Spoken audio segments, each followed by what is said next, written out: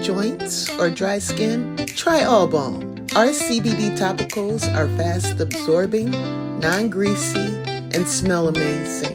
Now available at 2U Wines in South Euclid. Sip, shop, and feel better naturally.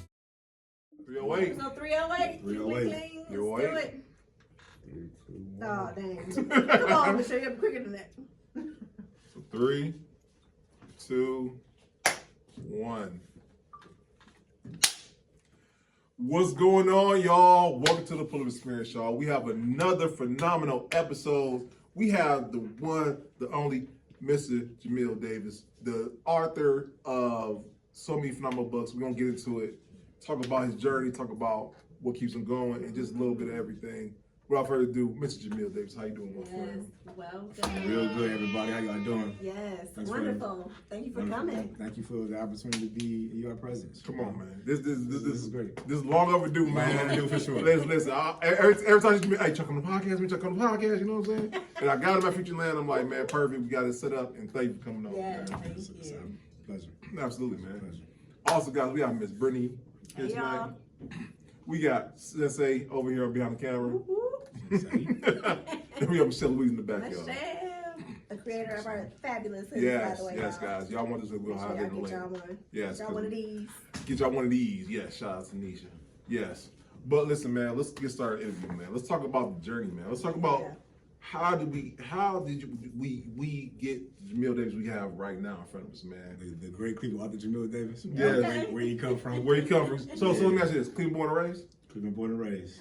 And you got to say there's a hood of Cleveland that you have to represent. What hood you represent? 30 projects. Come on now, 30. Yeah. Yeah, for sure. Alright. How you been past 30th lately?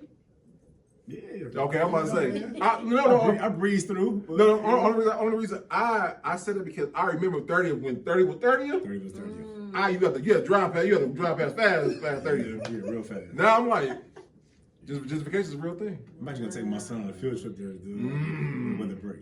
You know. Okay. Another field trip. So talking about third project. So I guess you went to Central.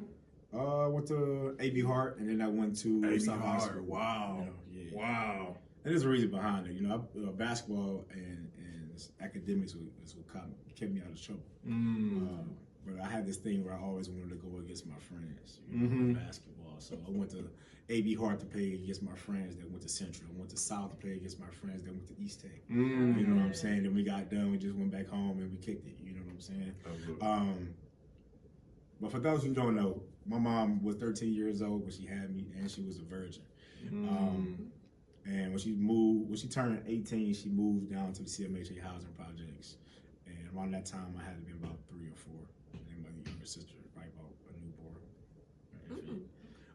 So navigating that environment that was a crazy experience. You know what I'm saying? But however, I'm very grateful for it because nothing traumatic really happened to me other than sexual molestation from the babysitters and stuff, which I talk about in Completely Naked, my 4th book. But navigating that, I think being in that environment has prepared me to the life that I am now. Yeah. Because it taught me so much about survival, you know. But I remember growing up in that environment, I thought that was the whole entire world.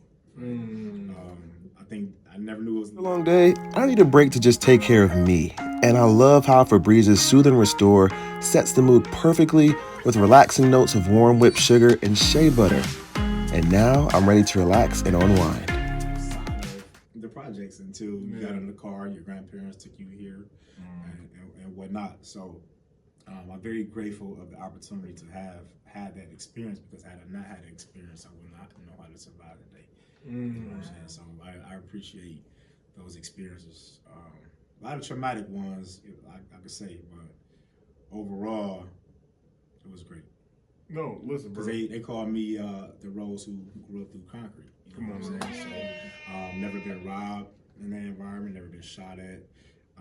Of course, what I did, I was a product of the stop and the frisk from law enforcement, of course. But other than that, you know, I thought it was a good experience, you know, for me to navigate that and be able to share that experience with those who are in similar environments, you know. So I was able to be able to adapt very well, because not only was I able to be on 30th, but I was able to be in on Case and King Kennedy and Longwood and stuff like that. So what I appreciate about the guys who, you know, ran those corners and stuff like that, they didn't allow me to be out and to be involved. They knew I was good. They knew I was good in basketball. They knew I was about my business, and they protected that. So I always appreciated them for that, you know. Shout out to them. So I want to commend you, man, because most people, when they've gone through something, they hold it in, and it has a way of manifesting sometimes in the most, not the most productive ways. For sure. You took that experience and you turned it into a way to not only liberate yourself but liberate others. Absolutely, yeah. So I want to talk about how did it come to be to put it to pen to paper to create a book around it? All right, cool. So in high school, when I graduated high school, I graduated third in my class. Okay. The only one with an honors diploma. Right? So that sounds good though. Well, of course, I wasn't fortunate enough to get a scholarship. Right? So here I am at CMSD schools with a 4.0 GPA with no full ride scholarship to college. So what I found out was this: a 4.0 in CMSD schools is equivalent to a 2.0. It's really a 2.0 if you go into your suburban schools like Beechwood. Wow. Right? So in the inner city schools, it's 80% discipline, 20% teaching, which is why our curriculum levels is down. You go to Beechwood and Chagrin Falls, who has an overall grade point average of an A, is 80% teaching, 20% discipline. You know what I'm saying? I've never thought about that. So although I was able to get the coursework done, my grades wasn't as equivalent to those people who went to those prestigious schools or whatnot. But like I said, being in that environment, right, I learned how to adapt. I learned how to learn quick. Right? Yeah. So you put me in any type of environment, I'm going to adapt to it. I'm going to learn, right?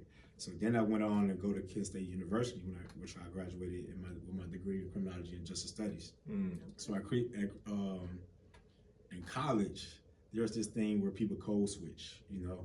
So only 3% of African Americans go to college, 1% graduate, right?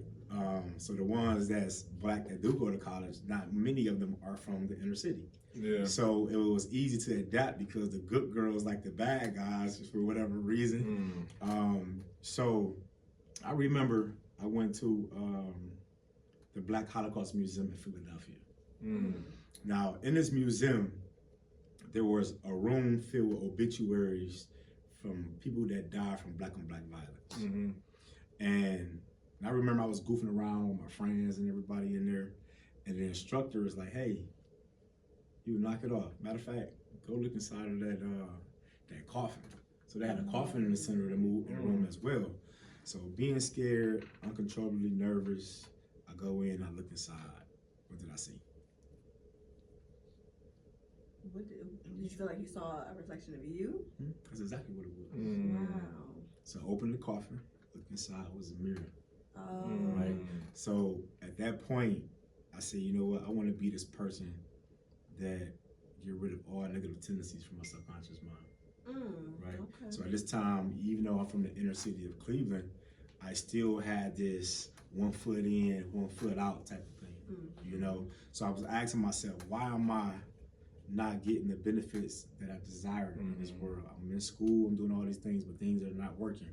That's because I still haven't developed the maturity and the level of respect that I have for people who look just like us, right? I was still calling dudes the N word and ladies the B word, you know what I'm saying? So actually looking inside of that coffin was a reality check to say, you know what, man, you gotta do better, you gotta be better. So with that being said, it became like an identity thing, right? So who am I? So with the writing aspect, being in college, I never knew I was a strong writer until my professors told me that I wrote good essays. You know what I'm saying? So, and I remember that when my professor had passed away, through lung cancer. I wrote an article and it got published through the newspaper, through the Kent newspaper. And so I'm reading in my dorm, I'm like, yo, I feel good being able to produce this material for this lady, but I can't even write like that for myself. So who am I, right? So that's my question that I asked myself, and that was the most powerful question to ask myself, but it was the hardest question to answer. So I remember I hibernated for like 2 or 3 weeks in my dorm room, just trying to figure out like, who am I? I knew who LeBron James was. I knew who these celebrities was, knew who all the artists was, but I knew nothing about myself.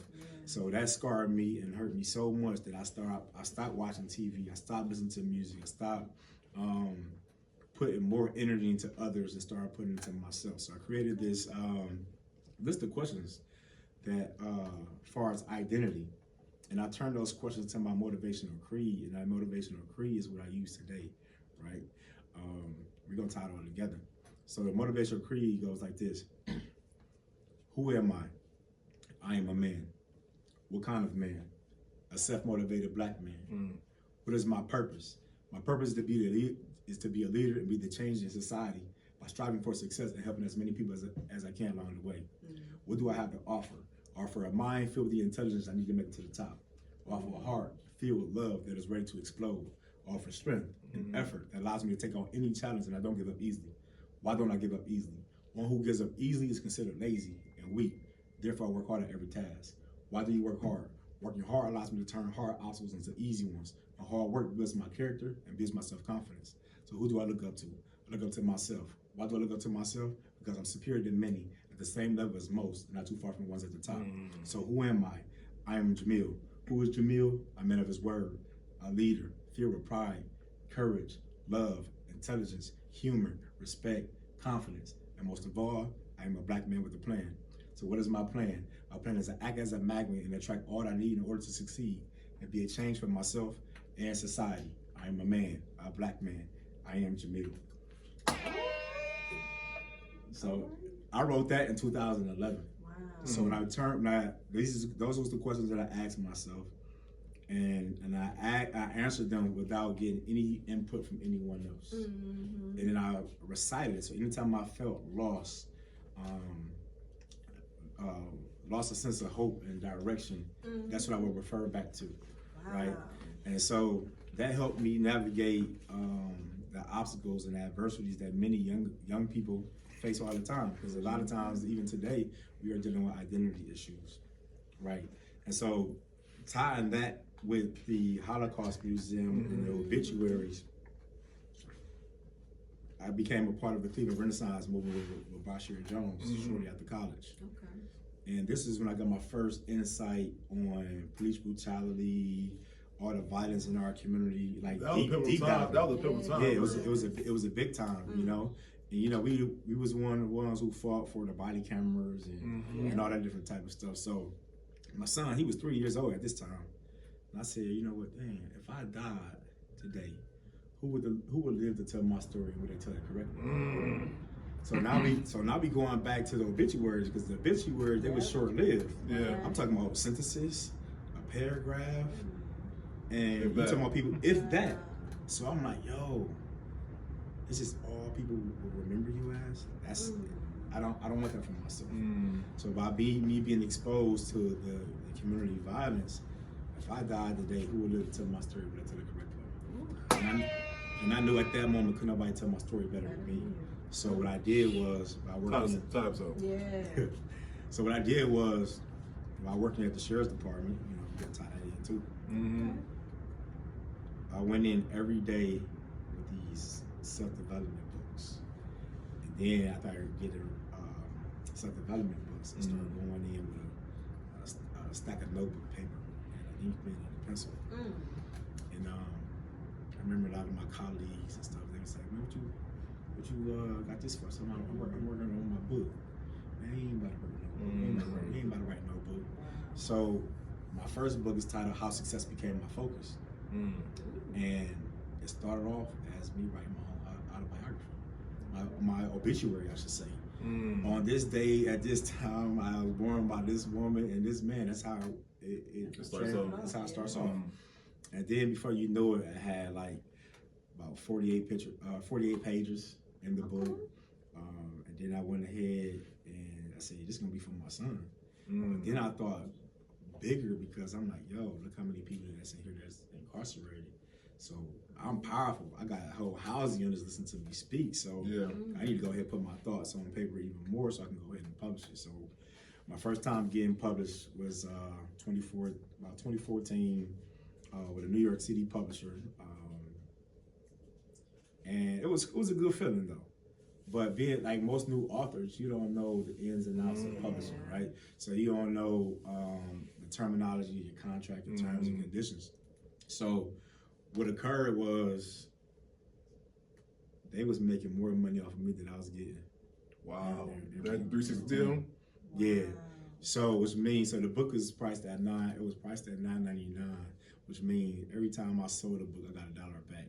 And they weren't cutting a royalty check until I made $100, right? So which means if I made 100, they made 1,000. Right. You know what I'm saying? So I ain't like that, right? So whenever I wanted to do a book signing event, I had to go through them, and they charge a market price on top of their price, plus shipping and the handling. So when I go out to the community, I can't even get no books away for free if I wanted to, or run a sale, you know?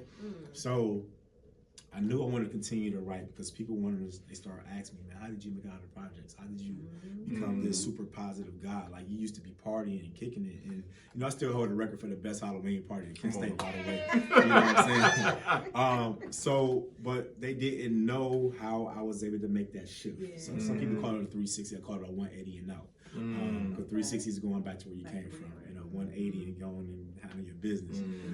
So I wanted to share that experience with my second book, which is Cultivating Minds to Own Thyself. And that book is birthed with the intentions of having men and women to discover their purpose and to take ownership of their lives without using society standards. And so I knew I wanted to continue to write. So before I released Cultivating Minds to Own Thyself, I did my homework and my research on how to establish my own publishing company. Wow. Right? And I tell you now, you can't go to school for it. I'm sure. You can't Google it. Wait, time out. You don't never lie. Yeah. Are you right? Do you right? I don't think there's any schools that teach on that. It's not. You can't go to school for it. Wow. You can't Google it. You can't do none of these things. So what I did was, for the next 2 years after 2015, when I dropped the book, I deep dive. I went to YouTube University. I got this person's story, that person's story, that person's story. I started compiling my notes and everything. And then I used the contract that I had signed, and I read it, and I learned it, and I modified it. And then basically what I learned how to do was, man, once you learn how to purchase those ISBN numbers and bulk and know how to sign the metadata and all that stuff, that's when you become your own self-publisher, right? Wow. So I published my second book under Elevated Ways Publishing Corporation, which I own, the only Black-owned publishing company here in Cleveland. You know, so when I published my second book up under my own company, took off. Took off like a rocket. So after I did that one, I did my next book after that in between these sheets. When I had a little breathing moment after book signings and stuff, I went back and got my rights from that original publisher. Time out. Because it sounds like when an artist, you know, say, just help me formulate this idea. Because you know how artists sign to a record label, right? Yep. And they want to get their masters back, and they have to go through all this whole deal. Same ordeal, huh? Yeah, similar. Wow. Yep. So I worked on how to draft that letter. They said we can do that. You know, I said just give me my original files. You know what I'm saying? I'll take care of it from that because I already got the blueprint, right? Yeah. So I told them to take my book down off the market. You know what I'm saying? I ain't had to pay no fees other than that, which is good. That's good. But I got my rights back. I published it as a second edition on the Elevated Ways Publishing Corporation, and that took off. You know what I'm saying? So then the international push, because now with Elevated Ways Publishing, I don't just have to be in Amazon. I know that's most people's popular way of doing things, you know, but a lot of people don't know that Amazon started as a book store. Oh yeah, You know what I'm saying? So that's why they are the number one for book sales. But however, I released my book to 30,000+ book retailers worldwide. So I'm talking about Uganda, Nigeria. I got readers and fans all over the place. You know what I'm saying? Wow.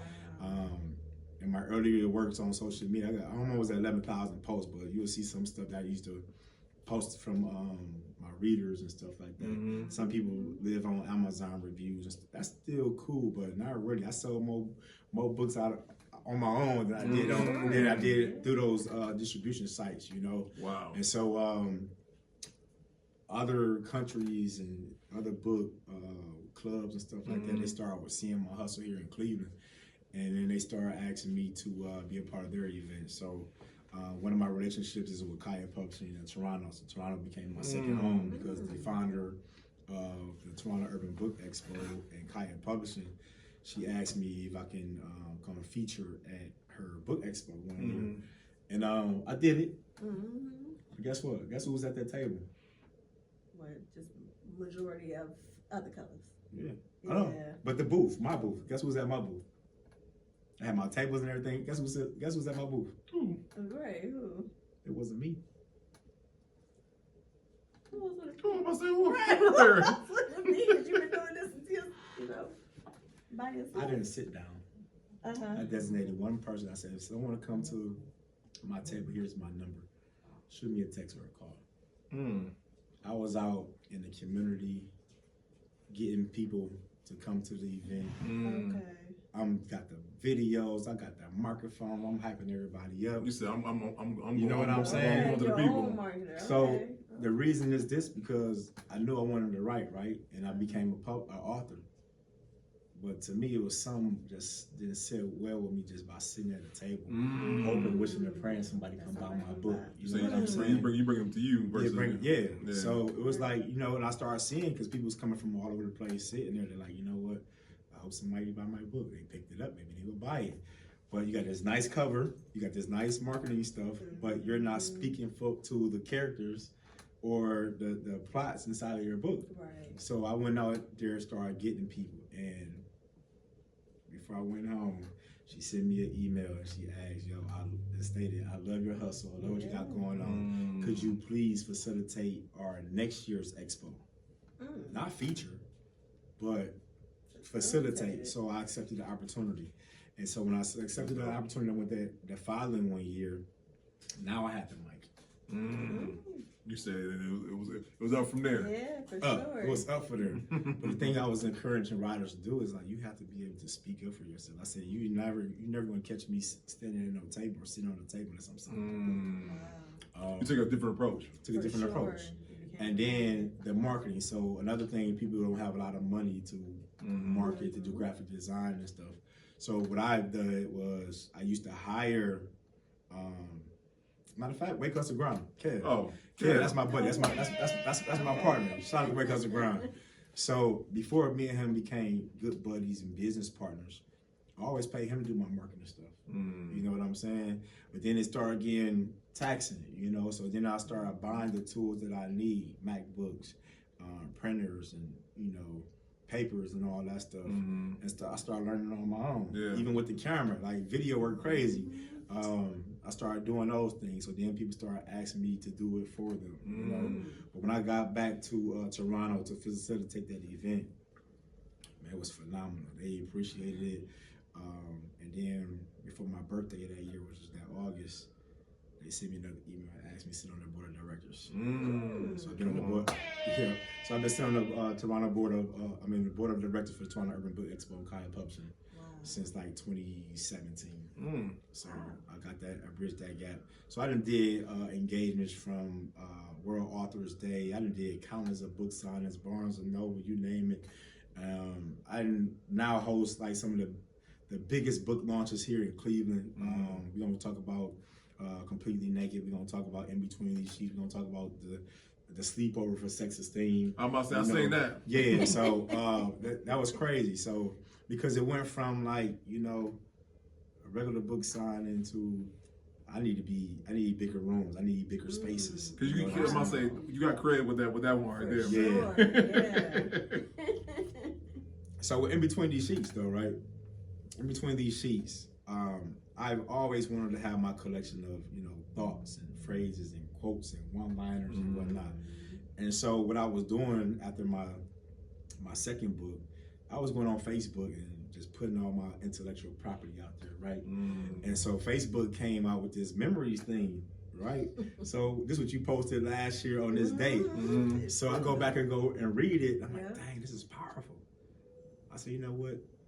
I'm gonna start tracking every day what I wrote. And I'm gonna put it in the book. I'm gonna put it in the book. And so I remember by the time I got done, I had like 300 pages. Wow. Just from the memories. Yeah. Right, 300 pages in the book. And I remember I printed them all off, and I spent like 2 weeks just going through it. I'm talking about sleeping on the floor, pages everywhere, sleeping on the couch, pages everywhere, just going in, marking up things, doing things the way that I didn't want. So by the time I got done, I had 100 pages. Oh, wow. And so now it's 412 pages in the book, because now I started taking that information, even my own new information, and adding to the book. Now the reason why I started becoming creative with the title of In Between These Sheets, because it's not a sexual book, but it's in between these sheets of these pages. You know what I'm saying? So the cover of In Between These Sheets is like a double entendre. So you look at it, you think I'm about to be in the legs of the lady, but I'm not. I'm actually laying on the bed with praying hands, and she's reading the book that I published. You know what I'm saying? So that was creative. And then how I launched it as a day party pajama jam at Red Space. It was dope. It was a nice turnout. But however, in between these sheets, chapter 6 is the alley-oop for sex esteem. People didn't know that. So it's like 13 little tad bits of whatever in there. It's been a while since I flipped it. Some teasers. I like that. And so now it was the alley-oop for sex esteem, but we can't talk about sex esteem yet because we still don't completely naked. That's next. So wait, so the order of books, it started off with, We got How Success Became My Focus. Right. We got Cultivating Minds to Own Thyself. We just talked about how I created In Between These Sheets. And now we have Completely which is a Naked. flex, by the way. You said you took parts of stuff you already written and compiled them together. Which most people, they take them to have to create books. You said I took what I had already. Already out there. Because why we all are authors. Whatever you put out to social media, that's your intellectual property.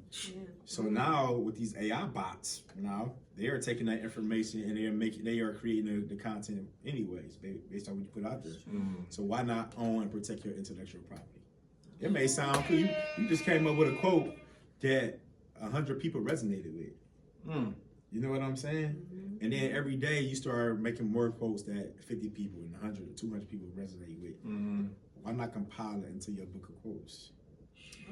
Okay. You know what I'm saying? Because now you can elaborate on those quotes. You know what I'm saying? Yeah. Or you wrote a poem up there. So now compile that into a book, and now you got your own poetry book, and now you're making money off of it. You know what I'm saying? So now you see less of my intellectual property on there and more of the creative stuff, or I might do a little tad bit of something on there because now I want to maintain the intellectual property.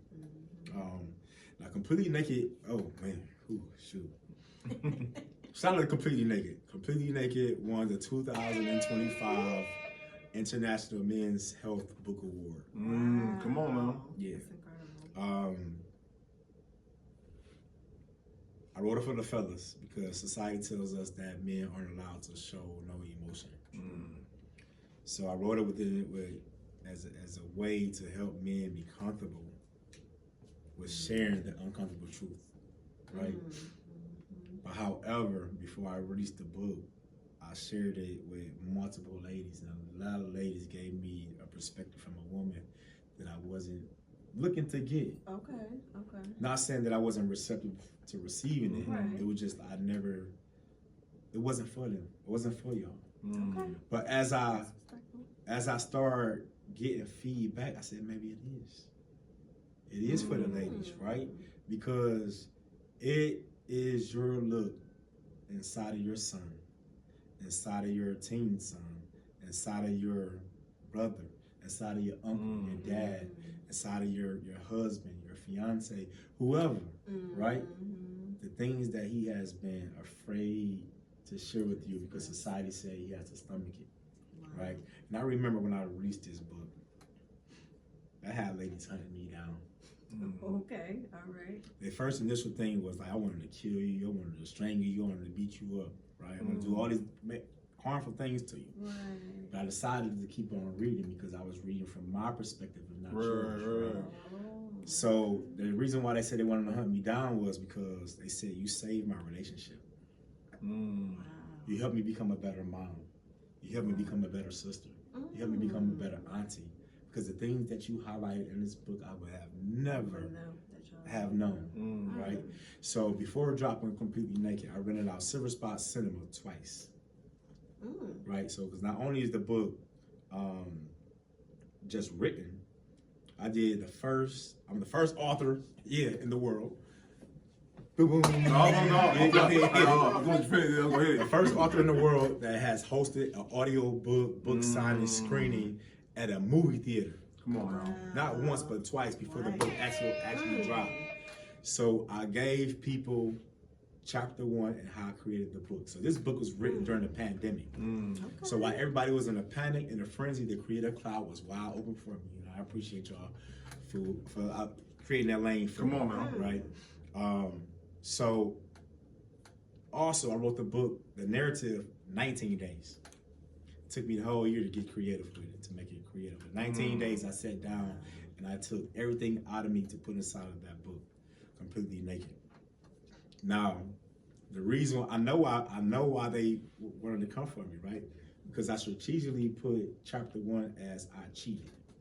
Oh, there we go. Okay. Yep. So I read a whole I cheated campaign. Okay. Right, on social media before the book even came out, and my synopsis, my hypothesis was this.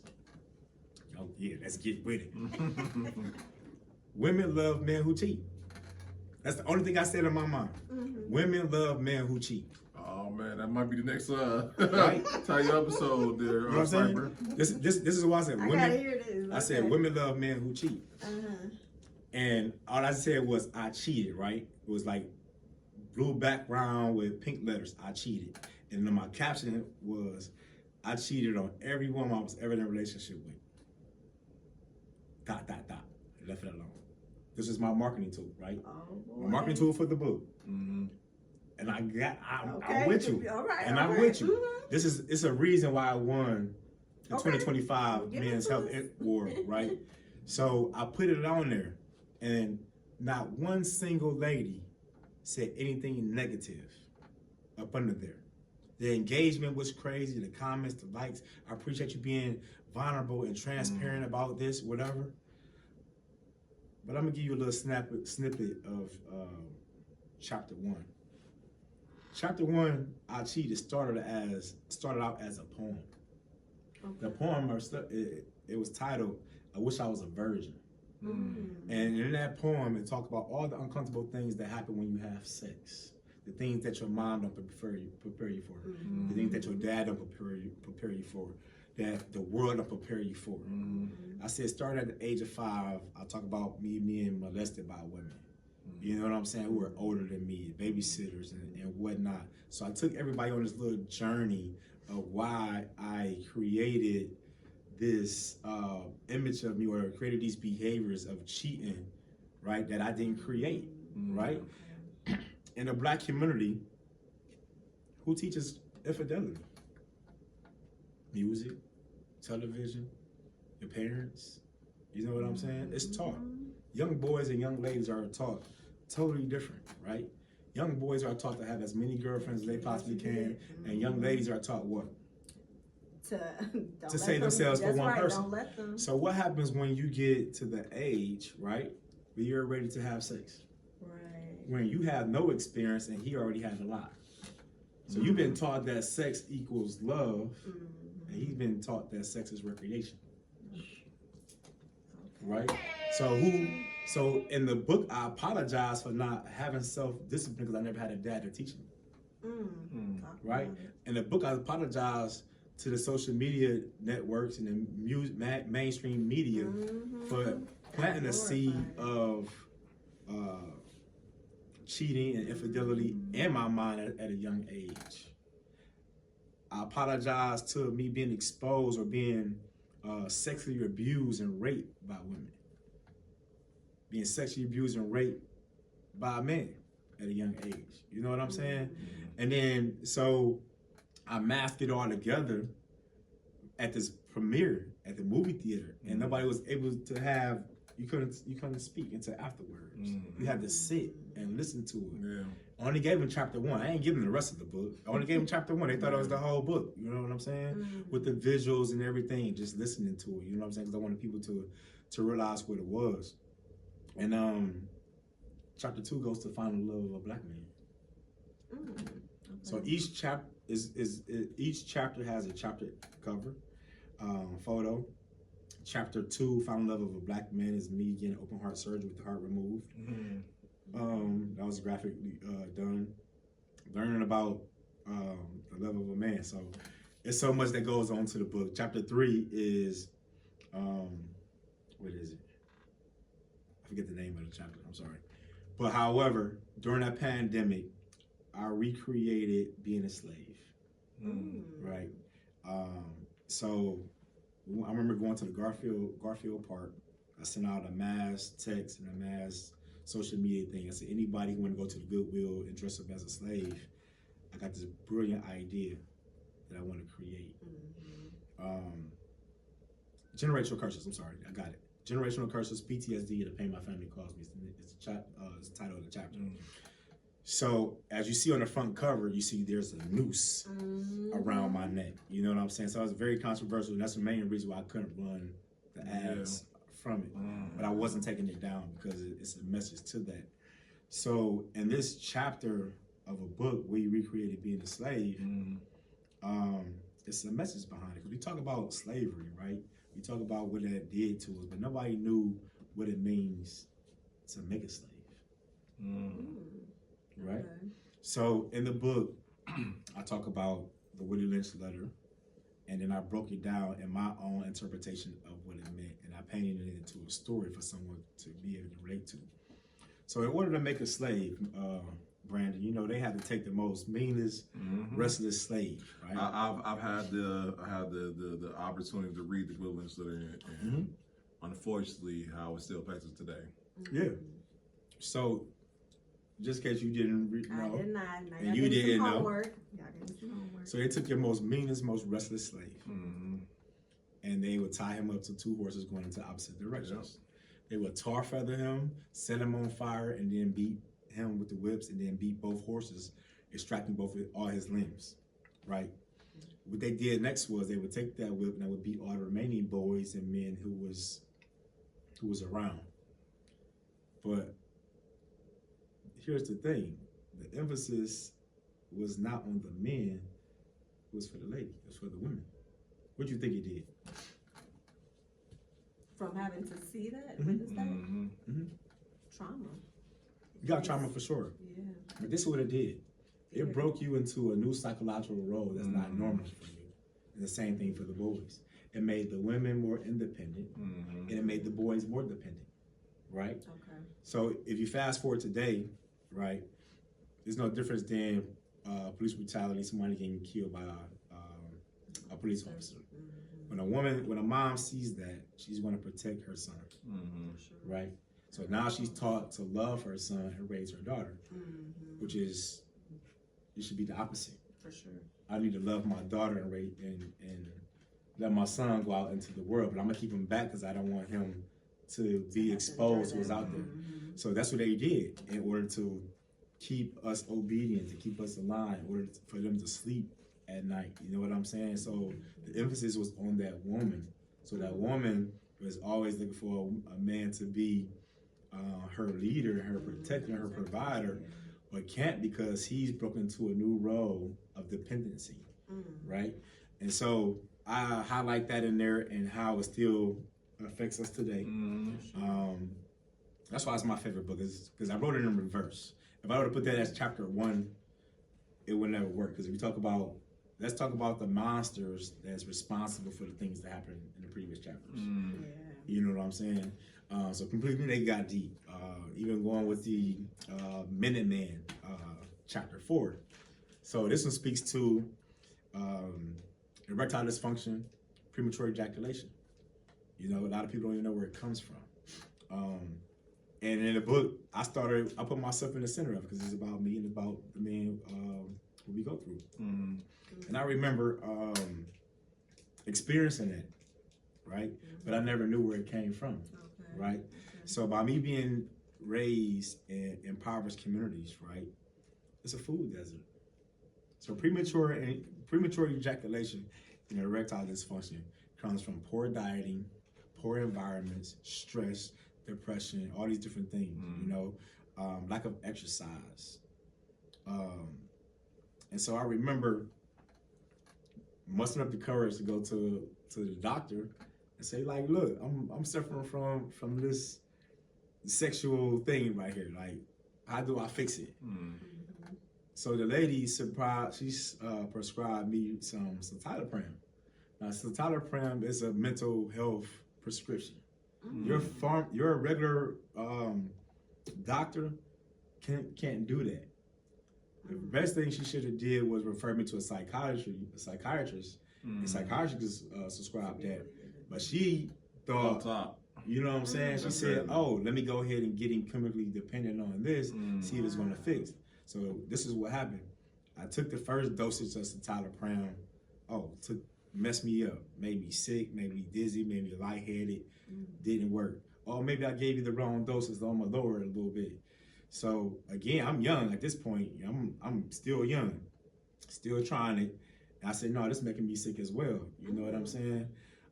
She said, well, I could try to give you something different. I said, you know what? No, I don't want it. So I did my homework on it, and it's like an antidepressant. I'm supposed to treat a whole bunch of different type of stuff. So I didn't know at that time how to go about filing a suit against her or whatever. So I said, you know what? Let me try male enhancements things or something. Maybe that's what it is. And that didn't work because that stuff made me sick. So what I realized was, let me change how I eat. And today I'm a pescatarian. I eat clean, you know. So I learned that lack of blood flow to the penis is what causes erectile dysfunction and premature ejaculation. So in order to maintain your erection, fellas, you got to make sure that you got adequate blood flow to the penis. Drinking your waters, eating your fruits and your vegetables, exercising, being out of those toxic environments. You know what I'm saying? Making sure your mind is at ease and at peace. Not drinking cut waters all night. Not drinking cut waters all day. Not drinking, a whole bunch of alcohol. You know what I'm saying? So I started learning these things on my own. I was able to interpret it and put it into the book to help save other men who may be dealing with it. And being transparent about it, brother, let me hit that one time. For sure. Because most men ain't gonna be transparent about that. I tell you now, you put 20 men in one room, hell no, never wrong me. Hell no. Yeah. And then this is information for the ladies too, because if you are experiencing sexual discomfort or dissatisfaction with your partner, exhaust all options. Because I'll talk about how one particular young lady used to, try to glorify me being, a minute man with X, Y, and Z, but I just use it as a sense of humor, you know what I'm saying? So I encourage ladies to work with their partner, you know what I'm saying? Maybe you put too much salt in this food, maybe you put too much sugar in there. Maybe you should encourage them to go run every morning, you know what I'm saying? Create a more peaceful environment, help them unpack whatever you got going on. That's why I like Completely Naked, as it is for the ladies as well. Now that I, didn't help ladies get into the book, but when they appreciated the first chapter and the Minuteman and all that different type of stuff, I was able to articulate what the issues and stuff were. But if it wasn't for me being completely naked, I would never be able to deep dive as much as I am too. So I can always connect the dots. So without even giving the whole book away, but I explain everything. Yeah. Everything in there from the nitty gritty, It's adequately titled. You said Completely Naked? No, I'm saying like adequately titled. Exactly how you titled it. Yeah. Oh yeah, for sure. What you're doing. Yeah. And at first people thought it was another sex book or a book of erotica. I said no, it's Completely Naked. Me revealing my true self up under my skin. You know what I'm saying? Now, what in writing that, was that how the process was writing that? Was that easy for you? Did it take time for you like to process each chapter? You know what I'm saying? Because with the fact you're putting yourself on the forefront, I know for me it would not be easy. Yeah. No, it wasn't easy at all. I think I cried the first 3 chapters. Yeah. And then I thought I was done. I thought I got it all out. I had to go live a little bit. You know what I'm saying? Which, I went on the book tours. I even did a book signing with Zane in Atlanta and a whole bunch of other good people. Omar Tyree, a lot of good folks. I did a nice little book signing tour with people. But nah, man, it's never easy to go back and relive what you have been through. Yeah. You know what I'm saying? No matter how far you've been away from it, it's never easy to be reminded of it. Which is now I make sure that I'm surrounded by all positive things. You know what I'm saying? Positive people. I disengage, I unplug if it's an environment that's negative. If a person is negative, I unplug instantly, or I would try to redirect them if I could. But the first 3 chapters are completely naked, man. Every time I hear it, I read it, and it just takes me back. What's important right here on the back cover I'm reading, it says, "I wish I was never invited to her birthday sleepover at the neighbor's house, whose garage I was molested in. I was 9. So check this out. On the back of this cover, there's a picture of a boy right there, right? That's my son. So what I try to do is I try to go back and reinvent that picture in that same garage that I was in with him. But when we went back to the house was demolished already. So I used another garage, and I had him in there. It's another picture inside of the book too, the actual picture of him reenacting that. And so because I was 9, this book was released on his 9th birthday too. Yeah, so the marketing and the creativity started coming together. So getting it out was the hard part. Being creative was the fun part with it. Wow, that's amazing. So was there ever a time when you were creating these books where it did become overwhelming to the point where you're like, I don't know if I should even finish this? Yes. Yeah. All of them. But mainly completely naked. For sure. Because now I had no idea how the world will receive it. For sure. But because I was completely naked, that means I was confident in my truth. You know what I'm saying? But I wasn't expecting for people to enjoy it. Yeah. I was especially with completely naked. I mean, I cheated. I was expecting to get all different types of craziness. Yeah. But because I allowed people to be mute and to listen, because a lot of times it's easy for us to jump to conclusions and prejudge people. And one of the things for us to be an effective communicator is to suspend judgment. Yeah. You know what I'm saying? Listen to it all the way through. And you will learn that being a writer and a speaker, I had to listen. So everything was done intentionally. I cheated. Are you happy that you cheated? No, I'm not saying that I was happy that I did it, but I'm admitting that this is what happened. This is why I did it. You know what I'm saying? Wow. And it became easier to communicate. Even if I'm dating a lady or involved with a lady, I can communicate to you effectively what's not working. You know what I'm saying? No, without I can't tell you when the last time I even argued with anybody. I don't even have arguments. I have conversations. That comes through discipline and maturity. So it's like, sex discipline isn't taught, right? It's not taught, especially if I just talk about like how we are raised, right, boys and ladies. But also the unpopular thing is that people don't know is that polygamy and monogamy is a choice for men. You know what I'm saying? So they don't know that. They think everybody's just supposed to be this way. But however, if there's more women in the world than men, then some people are going to curve over into the lane of being polygamous, right? But what people don't know is that monogamy is a Judeo-Christian belief, right? Everybody don't subscribe to that. So if you are a monogamous lady and you want a monogamous man, at hello, the conversation need to be held. For sure. You know what I'm saying? If you know that dealing with a guy who got multiple ladies is a trigger for you because you have been abused physically, sexually, emotionally, spiritually by this, then forget the wine and the dine. It's time to have a serious conversation before we even get close to that. You know what I'm saying? That gives him an opportunity to say, you know what, this is for me or it ain't. You know what I'm saying? Versus trying to go string him all the way along and find out that he's not for you. True. You know, or trying to change his mind. Or trying to change his mind about it. You know, I'm about to say, so thank you. and that's what I appreciate about being disciplined, like, because this was like a healing tool for me, you know, because not only did I admit to causing these ladies this emotional harm, I had to sit with it. Yeah. You know what I'm saying? Sit with it and realize, like, how did it affect them? How's it going to affect them long term? You know what I'm saying? So I'm like, yo, I apologize. I even got an open apology letter to them in there, you know, inside of the book, because it was not intentionally done. Right. You know what I'm saying? And then also, we gonna get to sex. We gonna say, you still gonna say the other best one for last. But the thing with this was, I painted this picture, like, I never knew how to love a woman, right? And I talk about it in the book as well, because my mom had me at the age of 13, and she's still trying to navigate world herself, meaning, you know, she was also molested by her dad when she was a young girl. You know what I'm saying? So here I am,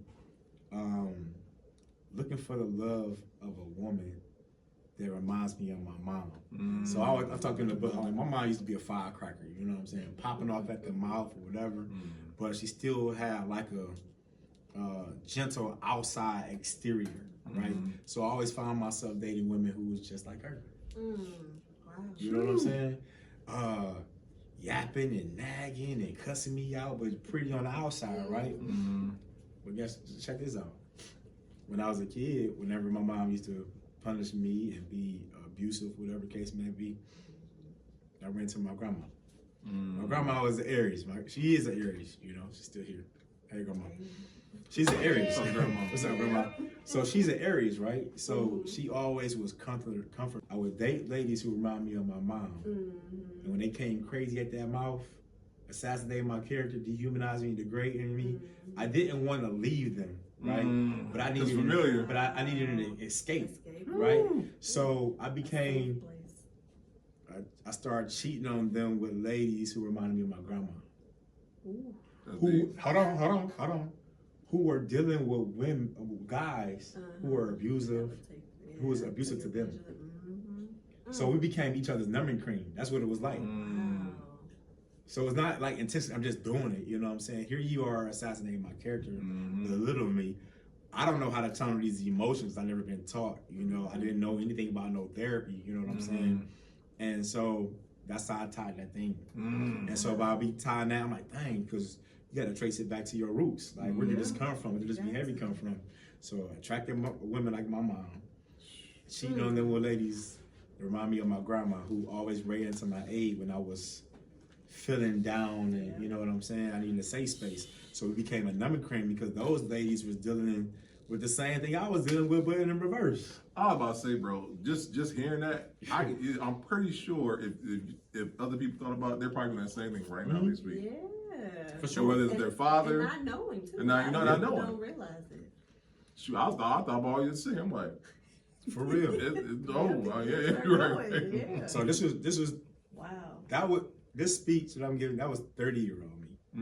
You know what I'm saying? So taking all that and putting it in, I created a more genius of a person. You know what I'm saying? Way more disciplined in all that I do. I always consider myself being wealthy in mind, body, and spirit. You know what I'm saying? Because I make sure I take care of everything me first. I give myself 110%. Whatever I got left over, I get to everybody else. You know what I'm saying? All right, then. That's good. No. I'm sorry. I'm taking it in because Well, from what I'm gathering, because every chapter, like you said, it really is someone needing to take a step back and really do some self-examining of themselves. Now, question: do you have a workbook or a journal that ties into this? Because this is needed right now. They need to put they make this a dissertation or something, or they need to have a college course on this because you break down each chapter. I agree. I don't have a workbook for it. Yeah. So yeah, come on now. That gonna be the second. But I might not be the one who created though. I know. I don't know. Okay. But I highly recommend the book to ladies. Right? It should be your first date book. Wow. Seriously. And I say that because if he's not man enough to unveil his naked truth in the beginning, then you don't know what other skeletons are gonna be jumping out later. You know what I'm saying? But you're not asking these questions to make them feel guilty or anything. Nice. You're basically asking because I care. Yeah. Right? And not only for a first date, but your brothers or whatever male figure in your household, just had some of the conversations with them. Like, how are you navigating life in this rim, you know? And like I said with you before, those ladies was hunting me down. We had ladies who was on the edge of divorce, mental breakdowns, and they read it and they said, thank you. Thank you. Their husbands came, bro, thank you. You know what I'm saying? Because they never thought about it in the way that I had put it in perspective, you know? So definitely a tool for the ladies. And then for the fellas, you know, if you are struggling with sharing your truth, you're not alone. So you're not alone. What I learned is that it's weak to keep it in. It's strength to get it out. You know? Yeah, it is. Because you're deteriorating. Yeah. You're sitting with it, you know? Sure. And you're masking it versus when you get out. Because in order to heal, you must reveal what you got going on. Yep. You know what I'm saying? So whether that's art, whether it's sound therapy, whether you're going to walk in nature and kiss and hug on trees, you have to get it out, you know? Yeah. So I have a question, the creative process, man, because everyone has their own method or tools to get in the creative process. What are yours? When the world is at rest. It's my creative space that I'm in. So between the hours of 2 a.m. and 6 a.m., I'm doing the impossible. Yeah, it's wide open. At first, I remember writing my books. Listen, I got to the point, I'm pulling over to the side of the road, writing in my notes. A thought came up, I'm writing. Y'all can forget, I'll see y'all in a minute. Then writing in the same space, the same time, and I got more comfortable with writing no matter where I'm at. But that space between, I call it the genius hour, between 3 and 6 in the morning, 2 and 6 in the morning. That's that genius hour, you know what I'm saying? That's when the world is at rest. And you see a lot of people, they are creating at the hour. They editing videos, they are drawing art, you know what I'm saying? That's a genius hour for people. Oh, I'll be up. You're doing something, you know? And that's cool because between that window, like, no one is bothering you. You know, your phone really ain't going off all like that, you know what I'm saying? You're focused, you know? So that's one of my creative processes. And then drawing inspiration from within and then putting it out there. So one of the hardest things is to take your thoughts and then make something out of it. Very, okay. Or your intentions can be there. Yeah, because, especially with books, like in the covers, that's the most frustrating thing ever. Okay? Because trying to communicate with a graphic designer how you want your cover to be and they can't deliver. Okay? That is the hardest thing ever, which is the reason why I started getting in the process of learning how to create my own covers. Which the Sex Esteem, I created that cover, and then my next book that's getting ready to drop, I created that cover too. It was amazing to me how authors just be like, yep, so I got this one already halfway through. I already got the next one in my mind. What? I've been sitting on the new one for since 2022. So, all right, so in that vein, let's talk about that. Because, is it easier to start with is it harder to start with the first book, or is it harder to keep going with each book? Because you already did the one, you know what I'm saying? So, my style of writing is going to be difficult because none of the books are connected. So each one is his own. It's his own thing, and it's difficult because I got to create a new audience, a new marketing strategy for each one. Versus when you have a trilogy or a sequel to something like that, you know, you probably already got that story in your mind, so you can continue with. But for me, everything is different depending on what I'm doing at this time. So, for instance, like Sex Esteem got inspired by Zane and all the other erotica novelists when I was signing books down in Atlanta with them. I think it was like summer 2021. Okay. And so I was down there talking to her. And the rest of them, I said, I go back home to Cleveland. I'm coming for y'all. I'm coming. I'm writing my first book of erotica, and it's gonna be a hit. But I was joking. Right. But I literally was joking. And so I remember being up in the genius hour, drinking my wine, listening to some R&B, and these thoughts just came to my head. So I wrote my first piece. It was called Baptize. It's called Baptize Me. It's in Sex Esteem.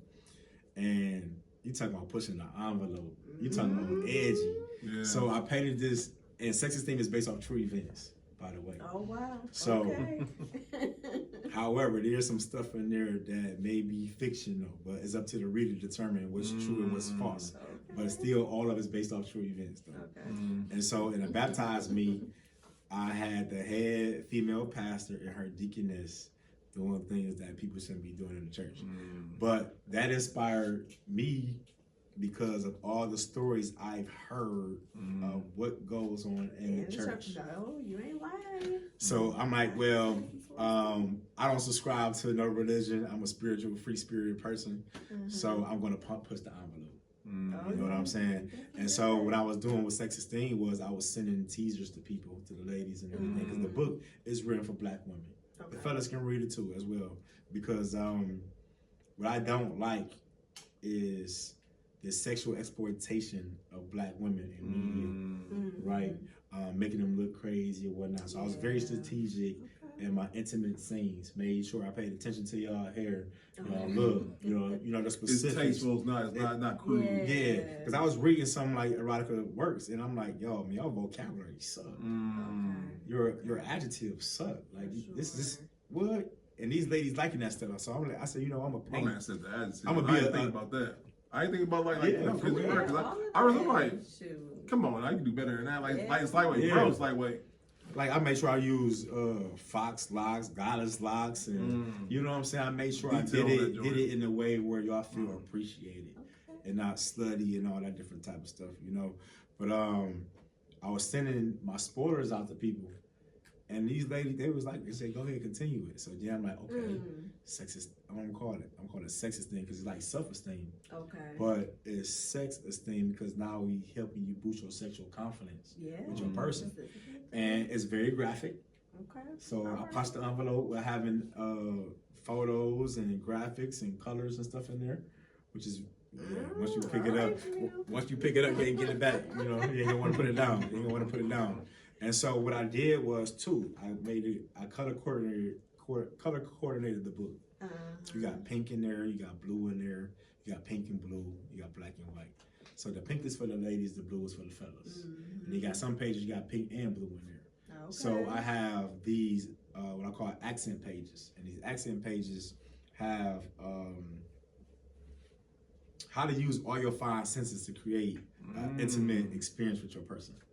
Like you know what I'm saying? I guess it could be considered as that. You know what I'm saying? Because what I appreciated, one of my readers from Detroit, I actually did a podcast interview with him a couple of years back. So he invited me out to Detroit, and he read all my books, but he liked Sex Esteem. And so like on the pink and blue page or the blue page, it was a particular type of cologne I had listed. And he said, man, I never knew about this cologne, but I read it in your book. I went to go buy the cologne, and my lady loved it. Light and sound. And so throughout the book, each one of those is QR codes in there that leads to a song that introduces the next piece of the book. You know what I'm saying? Time out, brother. Because so I can search around you now. And like for real, if you want to get your groove back on, son, you just need to chapter 8, page 19. Okay. All right, this one do for real. Okay. For real. And people start appreciating that because it's more than just having black and white. For sure. Yeah. So now I'm figuring out ways how to engage the audience. Shout out to you, brother. Yeah, the creativity. Is so the words is one thing, the cover is another thing, but then having the mindset to put it all together in a creative way. Yeah. So all my books is going to be interactive here on out. And the reason why it's taking me so long for the next book is because I haven't got the creativeness on how I wanted to release it and how I want to implement the creativeness inside of the pages. So, because like with Sex Esteem, I sat on that for a year, and then I marketed it for a whole year before I dropped it. But being your own publisher, just because it ain't came out doesn't mean I can't have it in my hand, baby. Come on now. You know what I'm saying? So it's called Advanced Reader Copy. So if you go to any type of book expos, some major publishers, you'll see they might have some advanced reader copies of books that don't come out to the next year or so. And you can do that. I didn't know that. It's their way of you know, it's like having a demo. Okay. It may be complete. It might just have 2 or 3 chapters. Right. But you can get a sneak peek. Yeah, nice little. And so what I was doing was like Completely Naked and Sex Esteem. I gave out advanced written copy before the book dropped. Your marketing is incredible. Yeah, so I encourage people to, if you want to write a book, make sure you market your book 6 months to a year out. And don't release your book to at least about 6 months to a year out.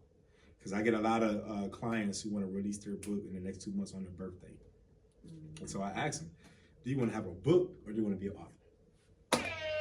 It's a difference. Title right there. They be like, what you mean? Wow.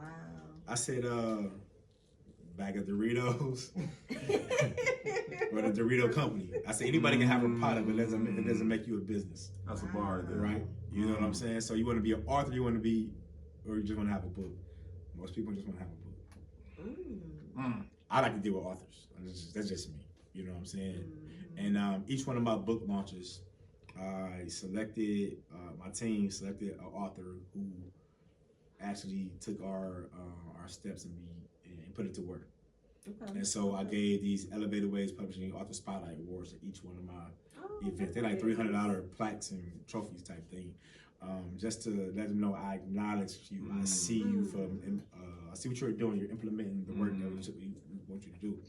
I get a lot of people that they want the book, but they don't want to do the author work. You know what I'm saying? They don't want to build no author portfolio. They just want the book, you know. And by all means, you know, your contract states what your contract is. So don't come at me wondering why, you know, you had your launch wasn't where it needed to be. But there's no guarantee of success nowhere, because people don't buy your book, people buy you. And that's what it is. They buy your personality and everything, which is why I was telling these authors to come from behind their tables. You know, you're in an environment where people don't know you, need to get up. Yeah. So I remember, oh man, you're talking about street team, crazy. I did a book event in Detroit 1 year. Detroit like Cleveland, you know. They like Cleveland. So I went in there, right? I made sure that my table was the first table that you see when you walk through the door. So I tell people, you're going to vend and all that stuff, make sure you get the best possible spot going through there. Okay. So I'm like, I don't care what it is, I want that spot. I don't care what the price is, right? But my goal wasn't to go in there and make money. My goal was to go in there to brand myself, right? So guess what? I ain't just going with just me and somebody to take the money for me or to bag the stuff. I probably had like a 5-person crew, right? I had a camera person, right? I had 2 people that's going around getting traffic, promoting, bringing people back. Got my Scots out there, and I had people bagging the books and doing the money. Now it's an all-black event. Black people ain't about to go to no book event and spending a whole bunch of money. For sure. On books, they want to spend like maybe about $50 or something. Yeah. So everybody there was selling their book at market price, not me. Why? Because I'm my own publisher. Right? I'm my own publisher. So now I am able to upsell and give away freebies and all that stuff while this is being documented, right? Wow. So I remember one of my sales probably was like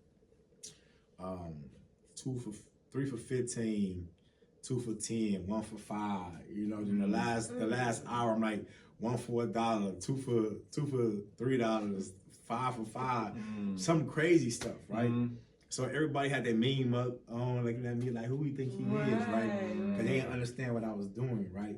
So here I am signing books to all these readers here in Detroit, in the city where I don't belong. Whole time, social media posts shows me signing books, but you don't know if I gave them away for free or they paid top dollar. So guess what that did? Drew traffic to the website, drew traffic to the Amazon. Come on now. You know what I'm saying? That's what it did. And so I'm not looking to rob people's pockets. I'm here to brand myself.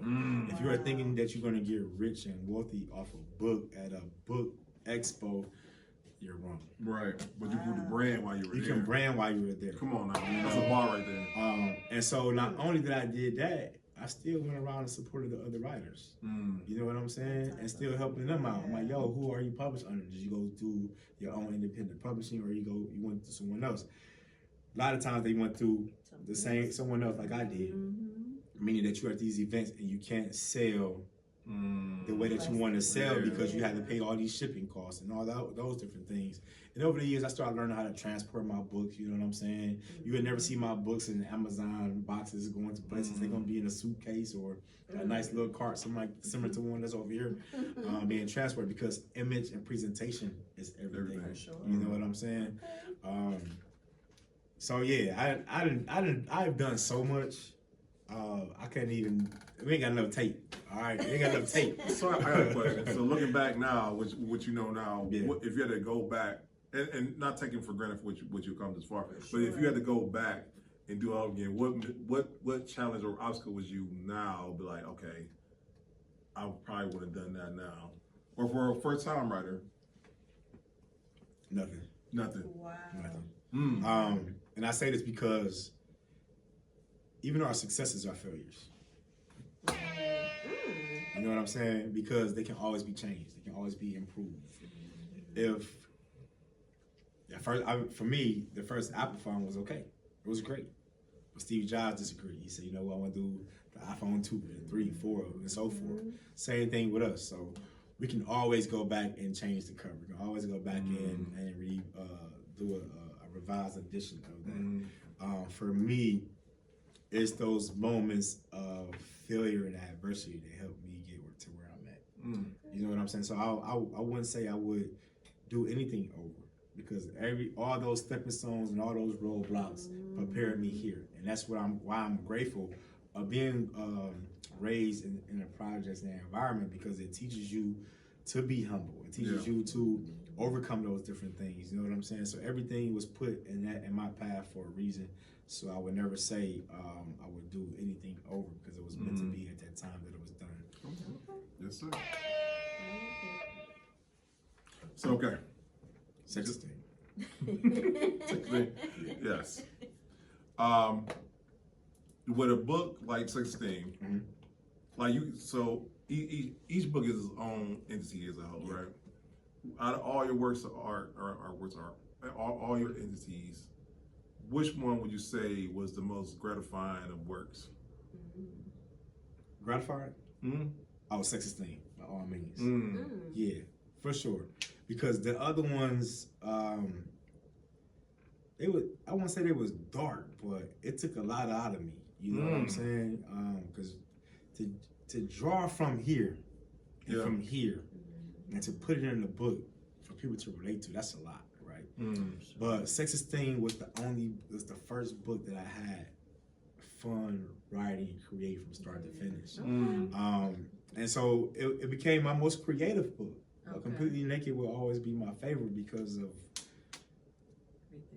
unpacking, right?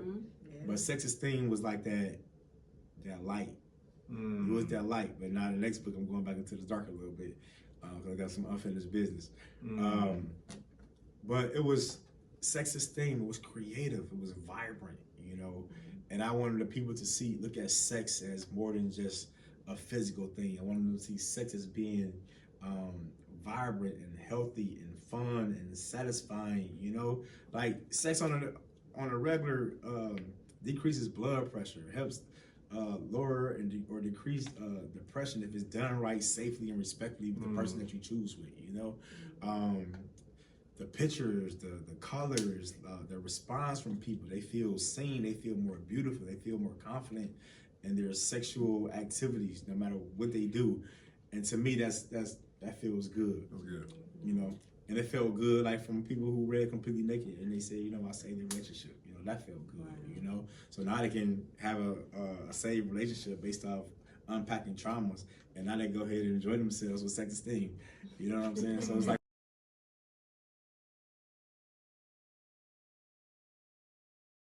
a win-win-win. No, right. right. You know? So being able to connect that. But let's talk about the Sex Esteem, the sleepover launch. Like, yes. I still haven't even released the official video from there. I don't know why. Maybe I would drop it on the 10-year anniversary. So time about talk because I'm talking about where I was at when I seen it, right? Because I was like, yeah, no, because I was like, so one, I didn't know it was a book launch. Until I read the caption, I'm like, it's a book launch. Yeah. It looked like the Creep TLC video. Okay. You know what I'm saying? Yeah. And I'm like, oh, this is a book, and I'm like, this is a book launch. So in my head, I was like, oh, this is different. Yeah. So what inspired that? How? Because like one thing we get from whether you're creative, Yeah. right? But That's what? outside the box. But how do you come to this idea, and what went into creating that? Because I know it wasn't easy. No, but every part of it was fun. I believe. Every part of it was fun. Don't deny So, as I said before, like when you write the book, you have to think about how you're going to market the book and how you're going to release it. As I said before, I was done with Barnes and Noble or a small chain book and mortar book signing thing. I want to push the envelope like I did, but completely make it in the movie theaters and whatnot. So, how do you sell sex, right? I said, you know what? I'm gonna drop it on Valentine's Day, right? On International Lovers Day. So that was my whole market. Where do people go on Valentine's Day? The hotel, right? So my whole title of the launch was called The Sleepover, right? Okay. And I got this great relationship with the Marriott hotels, Okay. right? So I run my idea by them. I said, I want to use your bar room, your atrium for this extravagant sleepover event. They said, yes, go ahead. They said the only thing you couldn't do is have nobody in there naked. I said, say less. I can see that. I said, say less. So for me, I wanted to have, I don't like when people go to events and they don't have anything to do before the event actually starts. Okay. And so here I am pushing the envelope. So I'm gathering my team, I'm hiring people, I'm sending out announcements for people to try to either audition or spark interest into what I needed. So I needed an event coordinator, someone who can take my vision and run with it. So when I got my team together, only thing I did was assign them their task. Only person that knew the event run was me. Right? So, which means if you are working the camera, if you are doing the drums, if you are on the stage doing whatever, you're doing that. You still get to enjoy every part of the show. And that's what I didn't like. My vendors were inside, not outside. They was a part of everything. You know what I'm saying? So this is me being creative and being a leader in that. So the first thing I had to what was it? The reception. The reception was like a who we had going on in there?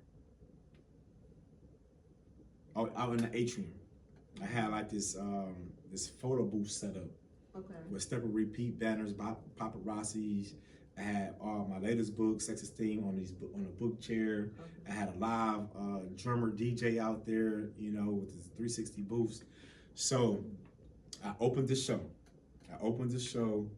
With chocolate covered strawberries and grapes for everybody that was there. I walked out myself. After that, it was I had 2 scenes of a lingerie fashion show. Okay. Right. The first scene was your slim ladies, classy, elegant. They did a whole elegant thing, all different shapes and sizes. And then the second one was for the curvy ladies. Okay. So now, not only I was being very diverse, right? Very versatile. So they opened up these fashion shows or whatnot. After the fashion show thing, everybody went back out to the atrium. Okay. So the atrium, their room got swapped. So the phase 2 became welcome to my sex room, Sex Esteem. So now the stage was a bedroom and the nightstand and all those different types of things, So we did erotica presentations. I had dramatic readers who would act out parts of the book. I had R&B artists, Dre Wall and Brandon Landrum doing they one too. I remember my dramatic readers, because everybody had to wear pajamas too. It was a pajama jam. Yeah. So I had sexy lingerie.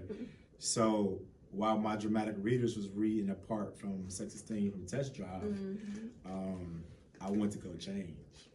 So when I changed, I went to go put on like this business attire, slacks, white shirt, red tie, and some red shoes, right? So they're like, well, it's a pajama jam. Why you changing? Right. Remember, nobody knows the event run but me. Nobody knows. Everybody is part of the experience. It's an immersive experience for everybody.